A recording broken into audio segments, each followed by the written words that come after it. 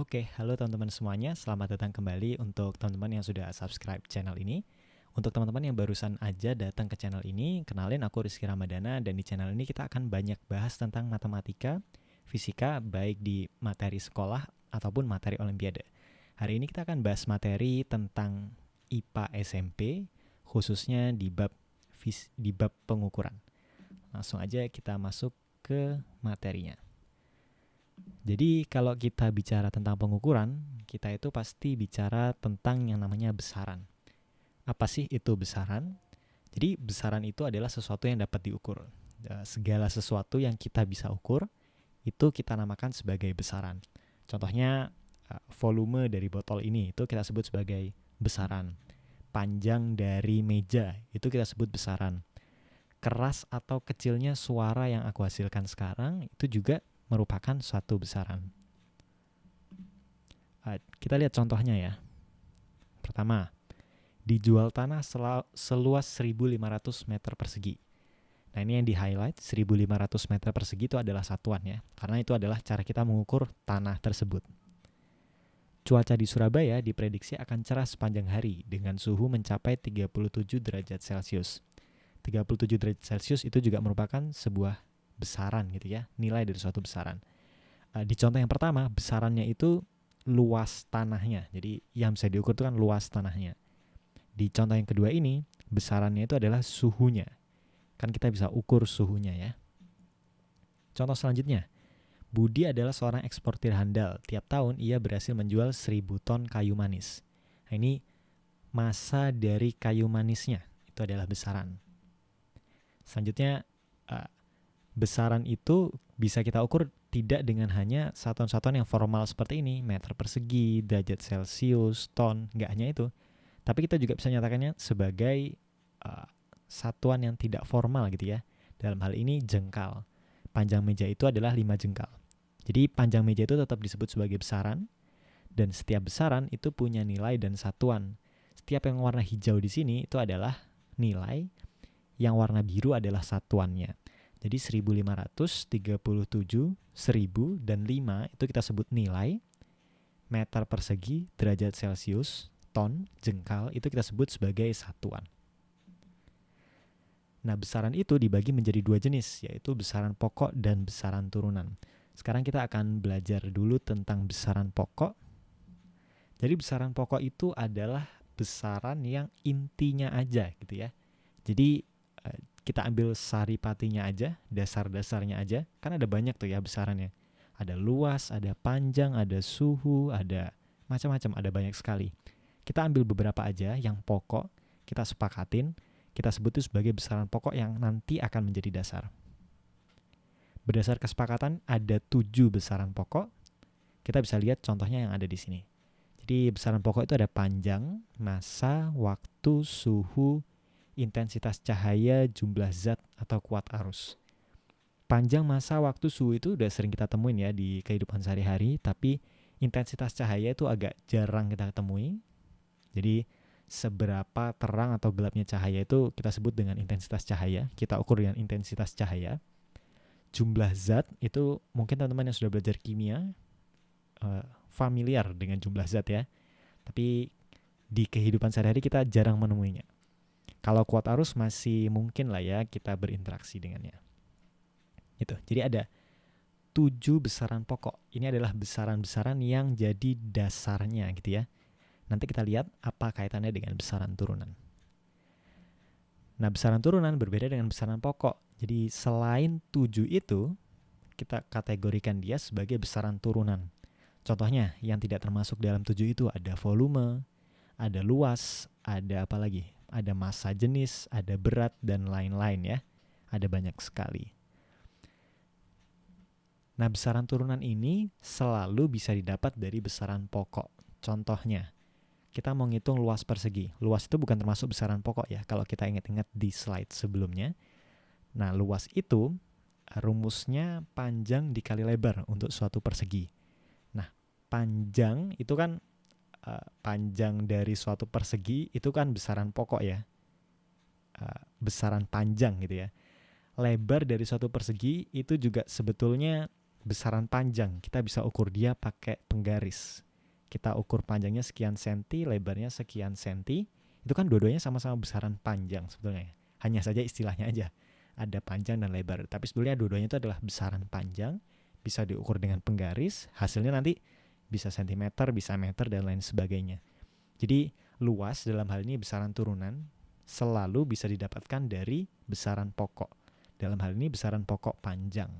Besaran pokok panjang kali besaran pokok panjang menghasilkan besaran turunan luas. Dan lain sebagainya. Contohnya kecepatan. Kecepatan untuk teman-teman yang sudah pernah belajar tentang gerak, kecepatan itu kan ibaratnya kita bisa bergerak berapa meter dalam 1 second gitu ya. Nah itu kita bisa dapatkan dari membagi jarak yang ditempuh, misalnya ya, dia menempuh jarak 10 meter dalam 2 second. Berarti kan kecepatannya 5 gitu ya. Teman-teman belum familiar mungkin, tapi ini bisa dilogika aja. Kalau 10 meter dalam 2 second berarti kita bisa sebut dia bergerak sejauh 5 meter dalam 1 second. Berarti kecepatannya 5 meter per second. Nah angka 5 itu bisa didapat dari jarak yang dia tempuh dibagi waktunya, semacam itu. Jarak yang ditempuh itu besaran panjang, waktunya itu besaran waktu ya. Jadi sama-sama besaran pokok panjang dibagi besaran pokok waktu yang menghasilkan besaran turunan kecepatan gitu. Jadi besaran turunan itu sisanya selain 7 tadi, dan dia bisa didapat dari besaran pokok. Selanjutnya kita akan berbicara tentang satuan internasional. Kenapa kok kita butuh satuan yang internasional gitu ya? Jadi satuan yang standar gitu ya. Kita lihat ini ada ilustrasi yang cukup menarik di sini. Jadi ada 2 orang ingin beli meja untuk ditaruh di pojok ruangannya. Lalu yang orang pertama bilang, kayaknya ukuran di pojok sana itu 10 jengkal deh. Tapi yang cewek membalas, oh bukan, kayaknya tadi bukan 10 jengkal tapi 13 jengkal gitu. Nah jadi ada permasalahan nih. Jengkal orang pertama itu bisa beda dengan jengkal orang kedua gitu ya, karena lebar tangan masing-masing orang itu bisa beda. Jadi akan sangat kacau kalau kita berkomunikasi dalam jengkal gitu misalnya. Ngukur sesuatu dengan jengkal. Jadi karena jengkalku sama jengkalnya dia bisa berbeda, nah itu akan menimbulkan masalah. Jadi kita butuh satu acuan yang standar gitu ya, yang semua orang bisa sama. Nah itu yang kita namakan sebagai satuan internasional. Jadi masing-masing besaran itu punya satuan internasionalnya. Kita lihat dulu untuk besaran pokok, satuan internasionalnya itu adalah seperti yang terlihat pada tabel ini. Panjang itu satuan internasionalnya meter. Untuk selanjutnya kita akan sebut sebagai SI ya, satuan internasional itu. Massa itu kilogram, waktu itu detik atau second. Suhu itu Kelvin, bukan derajat Celcius ya. Suhu itu satuan internasional Kelvin. Intensitas cahaya itu adalah kandela. Jumlah zat itu mol. Sedangkan kuat arus itu satuan internasionalnya ampere. Gitu ya.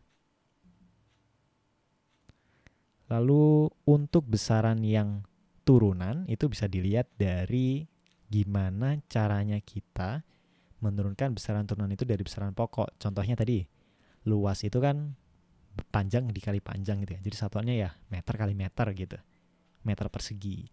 Kalau volume meter kubik, meter pangkat 3. Kecepatan meter per second.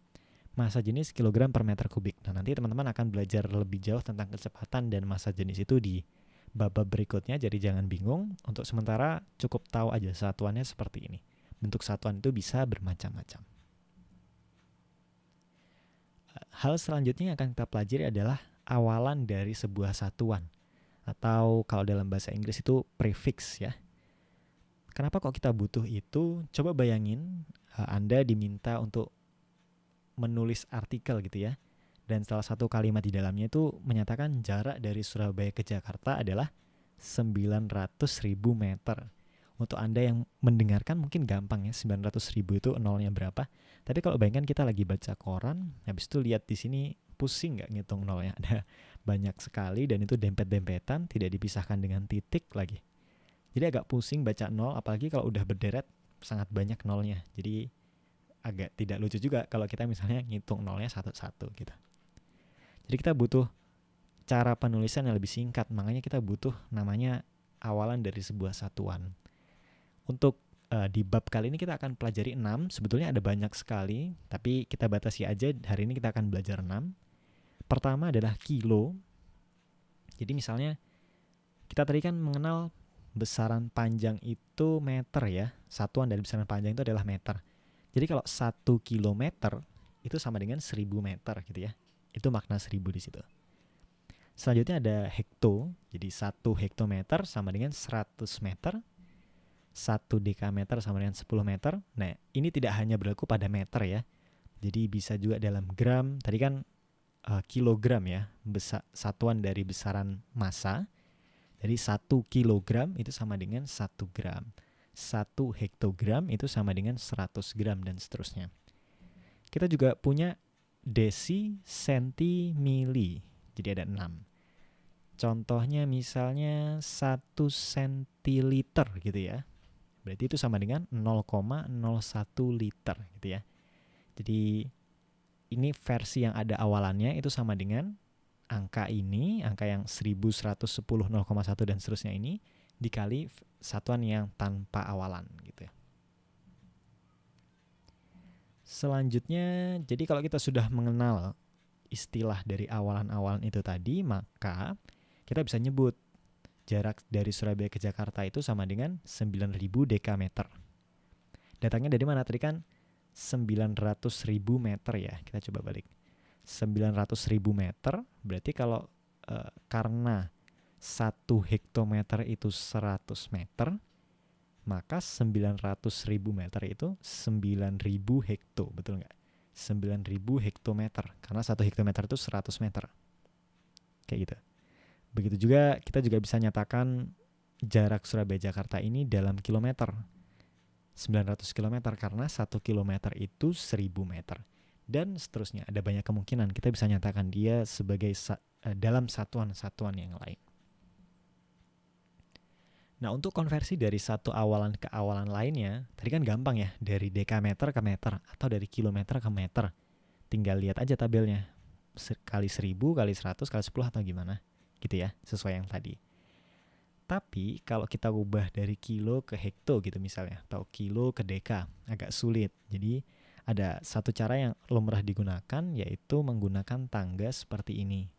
Jadi dari paling atas kilo, hekto, deka, meter, desimeter, sentimeter, dan milimeter. Tangga ini tidak hanya berlaku untuk meter aja, tapi untuk gram juga, liter, dan lain seterusnya. Kilogram, hektogram, dekagram, gram, desigram. Jadi tinggal ganti aja meternya dengan gram, gramnya dengan liter, atau apa lagi, Kelvin gitu juga bisa. Jadi ini nggak hanya berlaku untuk meter, untuk semua satuan ya. Setiap cara pakainya itu seperti ini. Setiap kali kita turun satu tangga berarti dikali 10. Contohnya 1 kilometer itu sama dengan 100 dekameter. Dapatnya dari mana? Karena dari kilometer turun ke hekto itu turun 1. Turun ke dekameter atau DAM itu 2 tangga kan? Dia turun 2 tangga. Dari KM ke HM ke DM. Jadi itu ada 2 kali turun. Karena 2 kali turun berarti dia dikali 10 lagi. Jadi 1 kilometer itu sama dengan 100 dekameter. Coba kita ubah 1 gram. Gram itu berarti di tengah ini ya, yang M ini ya. M ini maksudnya meter tanpa awalan apapun. Jadi 1 gram itu tempatnya ada di situ. Kita ubah jadi miligram. Berarti dari gram turun ke desigram, sentigram, dan miligram. Turun 3 kali ya. Berarti dikali 10 kali 10 kali 10. Itu sama dengan 1000. Gak hanya turun aja, itu juga bisa ngubah ke satuan yang di atasnya. Dalam hal ini kita mau ubah 1 mililiter jadi liter. Dari 1 mililiter yang paling bawah ke liter. Berarti yang tengah itu ya, yang tanpa awalan. Yang M itu. Jadi dari mililiter naik ke sentiliter, naik ke desiliter, dan naik ke liter. Jadi naik 3 kali, dibagi 10, dibagi 10, dibagi 10. Nah jadi 1 bagi 10 itu 0,1, bagi 10 lagi 0,01, bagi 10 lagi 0,001. Tapi hati-hati, ini hanya berlaku untuk satuan yang nggak ada pangkatnya gitu ya. Meter, gram, Kelvin, liter, itu kan nggak ada pangkatnya ya. Maksudnya gimana satuan yang ada pangkatnya? Satuan yang ada pangkatnya itu kayak luas tadi kan meter persegi ya, meter pangkat 2. Nah itu hati-hati, tidak selalu seperti ini cara pakainya. Begitu juga dengan satuan volume. Kalau kita ingat tadi meter pangkat 3 ya. Jadi naik turunnya bukan dikali atau dibagi 10. Tergantung dengan pangkatnya. Kita coba 1 meter persegi kita ubah jadi sentimeter persegi. Kalau pangkatnya 2, berarti tiap turun atau naik 1 dia dikali atau dibagi 100. Jadi 1 meter persegi turun ke desimeter, turun ke sentimeter. Turun 2 kali. Karena itu dia pangkat 2 satuannya. Jadinya tiap turun itu dikali 10 pangkat 2. Artinya dikali 100, dikali 100 lagi. Jadi dikali 10.000. Gimana kalau satuannya pangkat 3? Seperti ini. 1 desimeter kubik itu berapa meter kubik? Karena satuannya itu di pangkat 3, maka setiap kali naik atau turun 1 tangga, dia dibagi atau dikali 10 pangkat 3. Atau dalam hal ini 1000. Bergantung sama pangkatnya ya. Ingat-ingat. Kalau pangkatnya 2, tiap naik atau turun 1 tangga, dia dibagi atau dikali 100.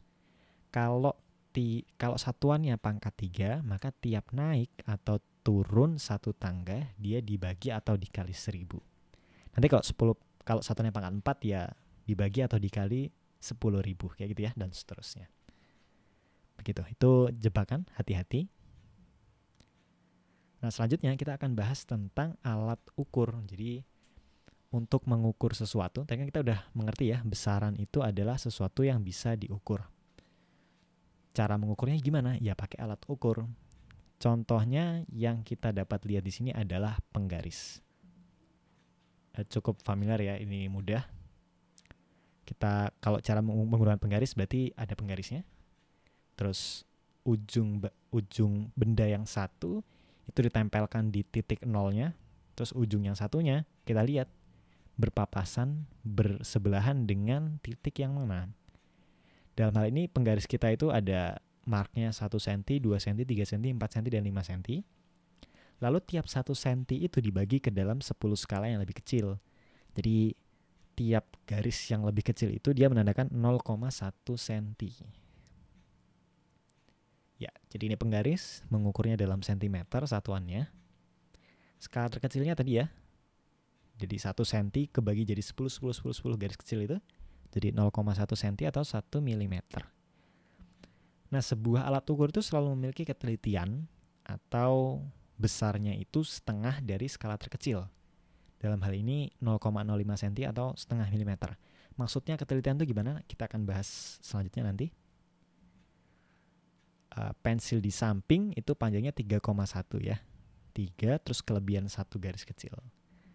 Nah, hasil pengukuran ini kita bisa tulis sebagai 3,1 plus minus ketelitiannya. Hasil ukur plus minus ketelitiannya. Atau dalam hal ini 3,1 plus minus 0,05 cm.